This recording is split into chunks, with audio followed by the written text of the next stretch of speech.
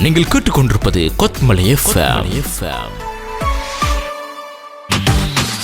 Kotmale FM நேயர்கள், அபிமானிகள், அனுசரணையாளர்கள் அனைவருக்கும் புனித ஈதுல் ஃபித்ர் நோன்பு பெருநாள் நல்வாழ்த்துக்கள். Eid Mubarak. Let's enjoy this happy day. ஈகை வசந்தம் தொடர் வாழ்த்து நிகழ்ச்சி.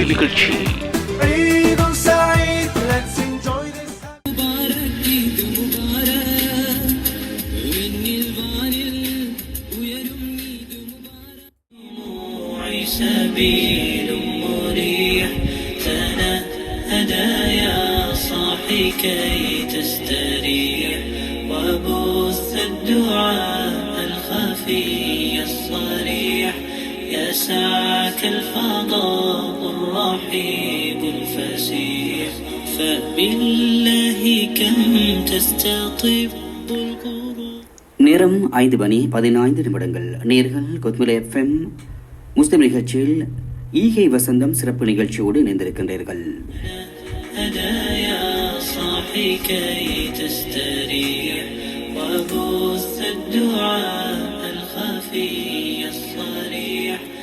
நேர்களே, ஈகை வசந்தம் சிறப்பு நிகழ்ச்சியில் இப்பொழுது முதல் ஈதின் உண்மையான மகிழ்ச்சி என்ற தலைப்பில் அறிவிப்பாளர் ரஹ்மா அஷ்ரஃப் மற்றும் இன்ஷாப் சைனுடன் மற்றும் நிகழ்ச்சி தயாரிப்பாளர் அறிவிப்பாளர் AR முகமது முனாஸ் இணைந்து வழங்கும் ஈதின் உண்மையான மகிழ்ச்சி எனும் தலைப்பில் ஒளிபரப்பாகவிருக்கும் சிறப்பு நிகழ்ச்சியோடு நேர்கள் இணைந்திருக்கலாம்.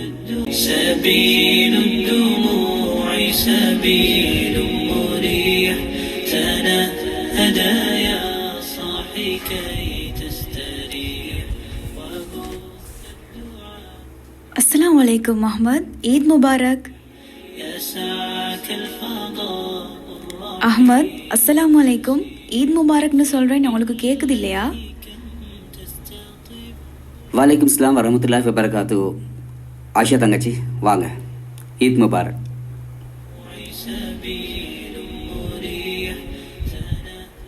என்ன அஹ்மத், காலையிலேயே எல்லாரும் எழும்பி சந்தோஷமா இருக்கிறாங்க.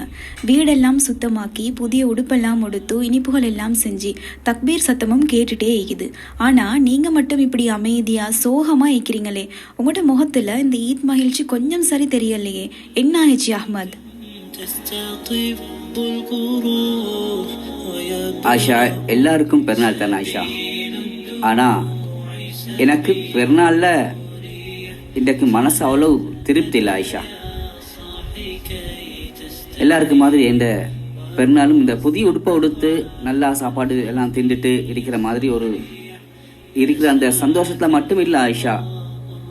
பெருநாள் மனசும் சந்தோஷமா இருக்கணும் ஆயிஷா. என்ன அஹ்மத் இப்படி சொல்றீங்க? ரமலான் மாசம் முழுக்க தொழுது குர்ஆன் ஓதி அல்லாட்ட மன்னிப்பு கேட்டோம். அந்த எல்லா முயற்சிக்கும் ஒரு பரிசு மாதிரி தான் இந்த ஈத். அப்படி இருக்கிற நேரம் நீங்க இது இப்படி சாதாரணமா சொல்றீங்களே.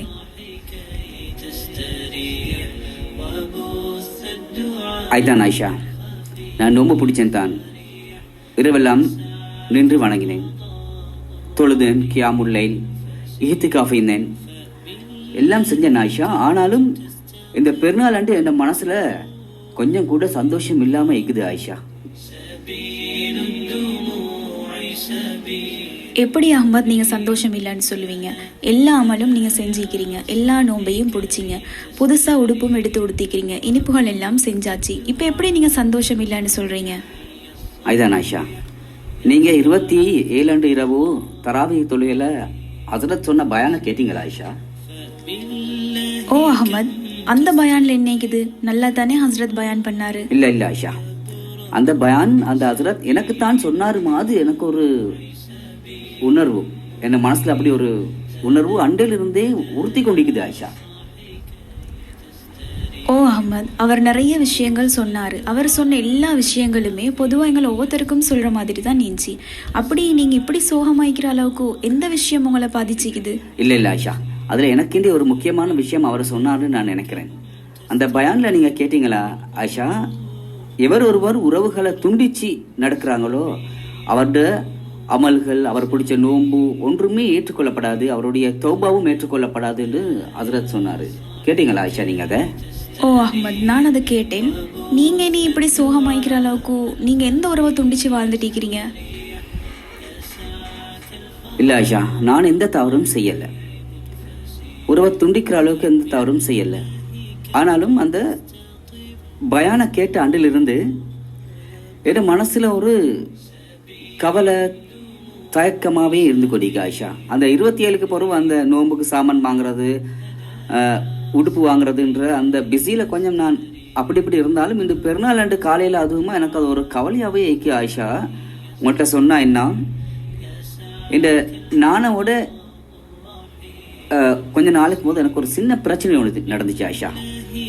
அந்த பிரச்சனையில் அவரை நான் கண்டா கலக்கிறல்ல, பேசுறல்ல, இப்படியே காலங்கள் உருண்டு ஓடிக்கொண்டிருக்குது ஆயிஷா. அஹ்மத், நீங்க இன்னும் அந்த விஷயத்துலேருந்து வெளியே வரலையா? ஒரு தவறு நடந்துருச்சுன்னு சொல்லி இவ்வளோ நாள் ஒரு உறவை விட்டு விலகிக்கிறீங்களே, இது சரின்னு தான் நீங்க நினைச்சிட்டு இருக்கிறீங்களா? இல்ல ஆயிஷா தங்கச்சி, நான் சொல்றத கேளுங்க. நான் எந்த விதமான தவறும் செய்யல ஆயிஷா. உங்களுக்கு விளங்குதா? அவர் தான் எனக்கு தவறு செஞ்சாரு, அதைத்தான் ஆயிஷா. இருந்தாலும் அவரோட நான் அந்த உறவுகளோட பேசுறலான்னு அந்த ஹஜ்ரத் சொன்ன விஷயத்த நான் எப்படி எடுத்துக்கொள்றது ஆயிஷா? அப்படி சொல்ல வேணும் அஹ்மத். நபி அவங்க என்ன சொல்லிக்கிறாங்கன்னு உங்களுக்கு தெரியும் தானே. மனிதர்களில் சிறந்தவர் யார் என்றால் மன்னிக்க கூடியவர் தான். நீங்க இப்படி மன்னிக்காம பேசாம இருந்தா நீங்க தானே அந்த வழியை தினமும் நினைவுபடுத்திட்டு இருக்கிறீங்க. இல்ல ஆயிஷா, எங்கிட்ட நானா எனக்கு தான் தவறு செஞ்சாரு, அவரும் மன்னிப்பு கேட்காம ஆயிஷா நான் எப்படி அவர்கிட்ட திருப்பி கால் பண்ணி மன்னிப்பு கேட்கறேன்னு தான் எனக்கு யோசனையா இருக்குது ஆயிஷா. அது மட்டுமல்ல ஆயிஷா, நான் எது சரி தவறு செஞ்சிருந்த ஆயிஷா, நான் போய்த்து அவர்கிட்ட மன்னிப்பு கேட்பேன் தானே ஆயிஷா. அப்படி இல்லை அஹ்மத். ரமலான் மாசம்னு சொல்றது எங்களுக்கு எதை சொல்லி தருது? பசி தாகம் மட்டும் இல்லை, எங்களோட கோபத்தையும் கட்டுப்படுத்த சொல்லுது. எங்களோட அகங்காரத்தை விட மன்னிக்கிறது தான் பெருசுன்னு சொல்லி எங்களுக்கு சொல்லி தருது. நீங்கள் அல்லாட்ட என்ன கேட்டீங்க? யா அல்லா என்ன மன்னிச்சிருன்னு கேட்டீங்க தானே. அப்படி இருக்கிற நேரம் எங்களை மாதிரி பாவிகளாக இருக்கிற நாங்களே அல்லாக்கு எங்களை மன்னிக்க சொல்லி கேட்க ஆசைப்படுறோம். ஆனால் நாங்கள் சாதாரண மனுஷர்களாக இருந்து கொண்டு ஒருத்தரை மன்னிக்கிறதுக்கு நாங்கள் தயாராக இல்லை. இது நியாயம்னு நீங்கள் நினைக்கிறீங்களா அஹ்மத்? இல்லை ஆயிஷா, அது சரிதான். அன்றைக்கு அந்த பயான்ல இருந்து எனக்கும் அதுதான் ஆயிஷா ஒரே உறுத்தலாவே இருக்குது ஆயிஷா. அது இந்த பெருநாள் அண்டு அதிகமா நான் என்ன செய்யலாம் அப்படின்ட்டு ஒரே யோசனை ஆயிக்குது ஆயிஷா. மன்னிக்கலாம் தான், நான் அதை மன்னிச்சிடுவேன் ஆயிஷா. இருந்தாலும் அவர்கிட்ட எப்படி பேசுறதுன்னு தான் ஆயிஷா யோசனை பண்ணி கொண்டிருக்கிறேன். அப்படி சொல்ல வேணாம் அஹ்மத். மன்னிப்பு கொடுக்கறது அவருக்கு மட்டும் இல்லை, எங்களோட மனசுக்கும் ஒரு நிம்மதி கிடைக்கிறதுக்கு தான்.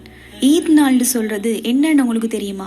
பழையதை விட்டுட்டு புதிய மனசோட ஆரம்பிக்கணும்னு சொல்றது தான் ஈத்னு சொல்றது. இந்த நாள் நீங்க ஒரு முடிவு எடுக்கலும், உங்களோட மனசை நீங்க சுத்தப்படுத்தி கொள்ளலும் தானே. இல்லை ஆயிஷா, ஏண்ட மனசுல எப்போவுமே சுத்தமாக தான் நீக்குது. நான் நல்ல அமல் செஞ்சேன், தொழுதன், ஈத்திகாஃபீந்தன், எல்லா அமலும் செஞ்சேன். 27 தௌபா செஞ்சேன், அதுக்கு பிறகும் தௌபா செஞ்சேன். நான் செஞ்ச பாவங்கள் எல்லாம் அல்லாஹ் என்னைய மன்னிச்சுட்டு பிரார்த்தித்து கெஞ்சி துவா செஞ்சேன். ஆனால் அன்றைக்கு பயான்ல அந்த ஹஜ்ரத் சொன்னதுதான் என் மனசுல அந்த உறுத்தல் இன்னுமே நீங்கள் ஆயிஷா. இருந்தாலும் நானவே நான் மன்னிச்சிட்டேன் ஆயிஷா. ஆனால் நானோட இதுவரைக்கும் நான் அவரை நானோட முகத்தை பார்த்து பேச மட்டும்தான் இல்லை ஆயிஷா. இதுதான் ஒரு பெரிய கவலை ஆயிக்குது ஆயிஷா. அப்படி சொல்ல வேணாம் அஹ்மத். யார் அல்லாவையும் மறுமையினாலேயும் ஈமான் கொள்றாங்களோ அவங்க குடும்ப உறவை சேர்ந்து நடக்கட்டும்னு நபி அவங்க சொல்லிக்கிறாங்க. நீங்க செய்யறது நபி அவங்க சொன்னதுக்கு சரியான மாதிரியா இருக்குதுன்னு கொஞ்சம் யோசிச்சு பாருங்க அஹ்மத். ஓ ஆயிஷா, உண்மைதான், நீங்க சொல்றது சரி. நல்ல நேரம் நீங்க இன்றைக்கு வந்தீங்க, பேசிப்பட்டதும் சரிதான். என்னண்டா எங்கட நானும் எனக்கு நிறைய செஞ்சிருக்கிறாது ஆயிஷா. நானாட இந்த ஒரு பிள்ளையை மட்டும்தான் முன்னுக்கு வச்சு நான் அவரோட பேசாம இருக்கிறேன், கதைக்காம இருக்கிறேன். ஆனா எனக்கு நானா எவ்வளவு விஷயம் செஞ்சிருக்கிறாரு இதுக்கு முதல். அதை நினைச்சு பார்த்தாண்டா சரிதான் ஆயிஷா. நானா ஒரு பிள்ளை செஞ்சதுக்காக நான் நானாவோட பேசாம இருந்தது பிள்ளை தான், அது சரி. நீங்க சொல்ற மாதிரி அப்ப ஆயிஷா நான் நானோட ஒரு நாளைக்கு பேசுறேன் ஆயிஷா. உங்களுக்கு ஒன்று தெரியுமா அஹ்மத்? எங்களை சொர்க்கத்தில் நுழைவிக்கிற ஒரு அமல் இருக்குது. இரத்த உறவுகளோட நாங்கள் நல்ல விஷயமாகவும் இதமாகவும் நடந்து கொள்வது தான் எங்களை சொர்க்கத்தில் நுழைவிக்கிற ஒரு சிறந்த ஒரு செயற்பாடாக இருக்குது. ஒரு நாள் ஒரு மனிதர் நபி அவங்கள்ட்ட வந்தார். அல்லாஹ்வின் தூதரே, என்னை சுவனத்தில் நுழைவித்து நரகத்தை விட்டும் தூரமாக்கக்கூடிய ஒரு அமலை எனக்கு சொல்லித்தாருங்கன்னு சொல்லி நபி அவங்கள்ட்ட கேட்குறாங்க. அந்த நேரத்தில் நபி அவங்க சொல்கிறாங்க, நீ அல்லாஹ் ஒருவனையே வணங்க வேண்டும், அவனுக்கு எதையும் இணை வைத்து விடாதே, தொழுகையே நிலைநிறுத்து, ஜக்காத்தையும் கொடுத்து வா, குடும்ப உறவை பேணிக்கொண்டு சொல்கிறாங்க. அதே நேரம் சுவனம் போகிறதுக்கு யார் விரும்புகிறாங்களோ அவங்க இந்த எல்லா விஷயத்தையும் செய்யணும். இவ்வளோ பெரிய பெரிய விஷயங்களை நபி அவங்க சொல்கிற அதே நேரம் தொழுகை, ஜக்காத் இப்படியான விஷயங்களோட குடும்ப உறவையும் பேணிக்கொண்டு சொல்லிக்கிறாங்கன்னு சொன்னால் அது எவ்வளோ பெரிய ஒரு விஷயம் வைக்கும்னு உங்களுக்கு விளங்குதா அஹ்மத்? விளங்குது ஆயிஷா தங்கச்சி, நீங்கள் சொல்கிறது விளங்குது. இப்போ நீங்கள் எனக்கு என்ன செய்ய சொல்கிறீங்க ஆயிஷா? அஹ்மத், நீங்கள் சொல்கிறீங்க நான் 2 காலம் ஒரு நாளைக்கு அவரோட கோல் எடுத்து பேசுகிறேன்னு சொல்லி. ஆனால் குடும்ப உறவை பேணி நடந்து அல்லாட அருளையும் அன்பையும் பெறுவது தான் உண்மையான ஈத் மகிழ்ச்சி. குடும்ப உறவை துண்டித்தவன் சுவனம் நுழைய மாட்டான்னு சொல்லி அல்லாவே சொல்கிறான். இப்படி இருக்கிற நேரம் நீங்கள் இந்த ஈத் நாளில் உங்களோட நானோட நீங்கள் பேசலைன்னு சொல்லி கவலைப்பட்டு இருக்கிறத விட 2 காலம் ஒரு நாளைக்கு நான் கால் பண்ணி பேசுகிறேன்னு சொல்கிறத விட இன்றைக்கே எடுத்து நீங்கள் பேசினீங்கன்னு சொன்னால் உங்களோட ஈதும் சந்தோஷமாயிக்கும் தானே அஹ்மத்? ஓ ஆஷா, நீங்கள் சொல்கிறது சரி. இவ்வளோ நேரம் நான் டைமை வேஸ்ட் பண்ணினதும் வேஸ்ட் தான். இப்போவே ஒரு நானே கால் பண்ணி பேசினா நல்லம் தான். நான் எது நினச்சாலும் பரவாயில்ல, நான் என் கௌரவத்தை விட்டுட்டு ஆஷா உடனே நானே கால் பண்ணி இருங்க ஆஷா இருங்க, நான் உடனே நானே கால் பண்ணுறேன். நானே கால் பண்ணி ஈத் முபாரக்னு சொல்கிறேன் ஆஷா. கொஞ்சம் இருங்க ஆஷா, இதில் பெரிய மனசு கவலை இல்லாமல் ஆயிடும் ஆஷா. இருங்க, நானுக்கு கால் பண்ணி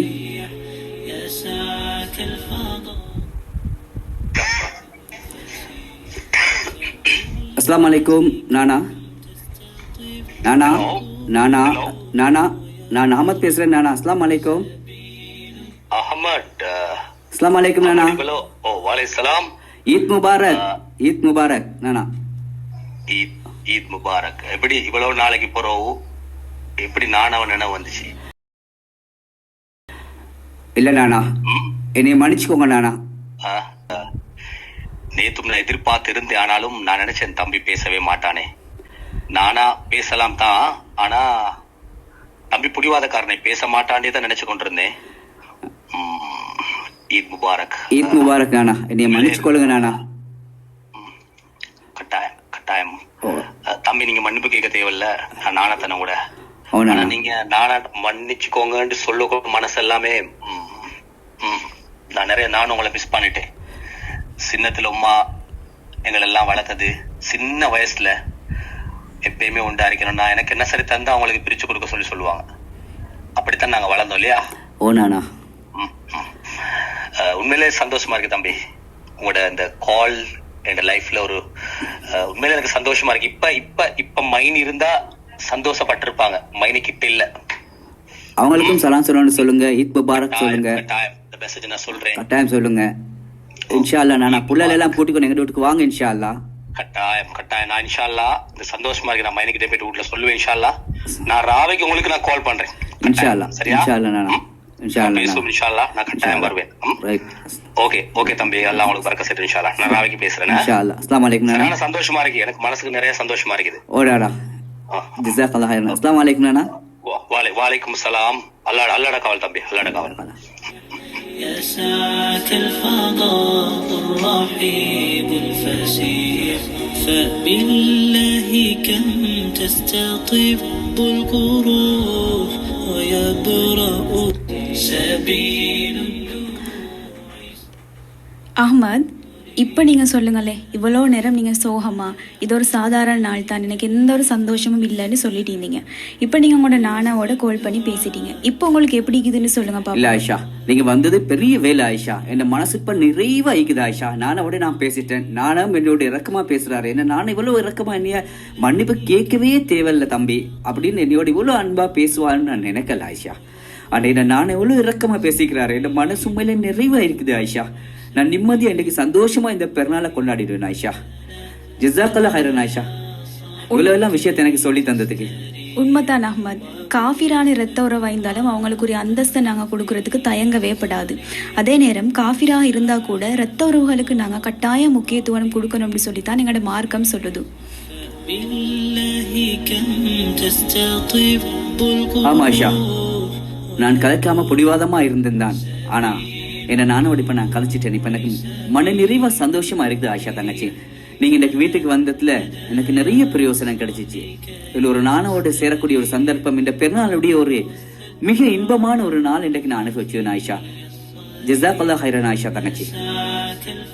உண்மைதான் அஹ்மத், உங்களுக்கு ஒன்று தெரியுமா, நாங்கள் எவ்வளோ தான் தொழுது ஓதி இந்த நோம்புல துவா கேட்டும் வேலை இல்லை. எங்களோட பாவத்தை மன்னிக்க சொல்லி அல்லாட்ட துவா கேட்டும் வேலை இல்லை. நாங்கள் எங்களோட இரத்த உறவோண்ட பிரிஞ்சு வாழ்ந்தோம்னு சொன்னால் எங்களோட பாவம் எதுவுமே மன்னிக்கப்பட்டிக்காது, அவங்க எங்களை மன்னிக்கும் வரைக்கும். இப்போ அவரும் உங்களை மன்னிச்சிட்டாரு, நீங்களும் அவரை மன்னிச்சிட்டீங்க.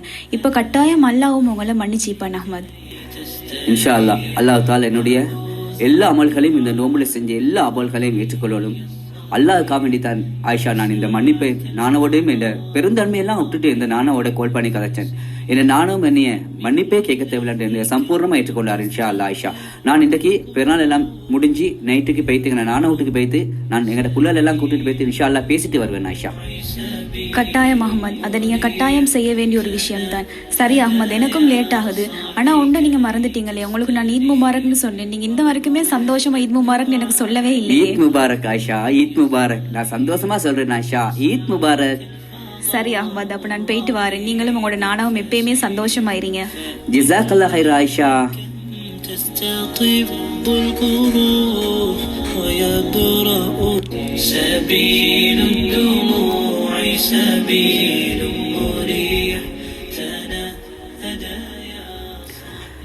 ஆம் நேர்களே, நேர்கள் இதுவரை கொத்மல் FM முஸ்லிம் நிகழ்ச்சியில் ஈகை வசந்தம் சிறப்பு நிகழ்ச்சியில் கொத்மல் FM முஸ்லிம் நிகழ்ச்சி தயாரிப்பாளர் AR முகமது முனாஸ் மற்றும் அறிவிப்பாளர் ரஹ்மா அஷ்ரப் மற்றும் இன்ஷாப் சைனுடன் இணைந்து வழங்கிய ஈகை வசந்தம் ஈதின் உண்மையான மகிழ்ச்சி எனும் தலைப்பில் இடம்பெற்ற சிறப்பு நிகழ்ச்சியோடு இணைந்திருந்தீர்கள்.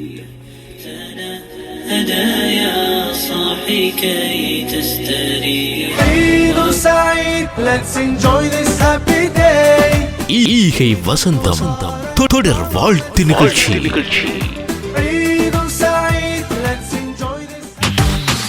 கொத்மலை FM நேயர்கள், அபிமானிகள், அனுசரணையாளர்கள் அனைவருக்கும் புனித ஈதுல் ஃபித்ர் நோன்பு பெருநாள் நல்வாழ்த்துக்கள். ஈத் முபாரக்.